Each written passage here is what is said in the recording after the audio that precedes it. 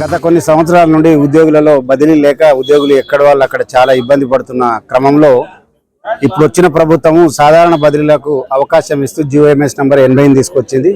అందులో భాగమే వైద్య ఆరోగ్య శాఖలో సాధారణ బదిలీ చేపడుతూ అన్ని క్యాడర్లలో టెంటివ్ సీనియారిటీ లిస్ట్ అని విడుదల చేసింది. ఆ టెంటివ్ సీనియారిటీ లిస్టులో విడుదల చేసిన క్రమంలో జిల్లాలో ఉన్న ఉద్యోగులందరూ చూసి చాలా ఇబ్బందులకు గురైనరు. మొత్తం తప్పు తడకలు ఉన్నది. అది సీనియారిటీ లిస్టులో ఎక్కడ ఉదాహరణకు సిహెచ్ఓలలో కమ్యూనిటీ హెల్త్ ఆఫీసర్స్లలో మల్టీ జోన్ 1లో 70 మందిని చూపించారు సీనియారిటీలో లాంగ్ స్టాండింగ్ ఉన్నట్టుగా.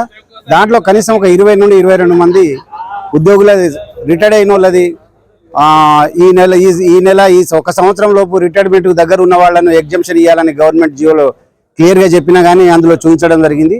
అందులో భాగమే ఈ రోజున పెద్ద ఎత్తున అన్ని జిల్లాల నుండి ఉద్యోగులు ఇక్కడికి వచ్చి నిరసన కార్యక్రమం చేయడం జరిగింది. డిహెచ్ గారు మాట్లాడుతూ మీ యొక్క సమస్యలు ఏదైతే ఉన్నాయో ఆ తప్పులన్నీ సరిదిద్దుతాం, ఇక నుండి మీరు ఏమైనా ఆబ్జెక్షన్స్ ఉంటే ఇక్కడ రావాల్సిన అవసరం లేదు, మీ జిల్లాల డిఎంఎండ్హెచ్ఓలకి ఇవ్వండి, అక్కడ వారి ద్వారా మేము తెప్పించుకుంటాం.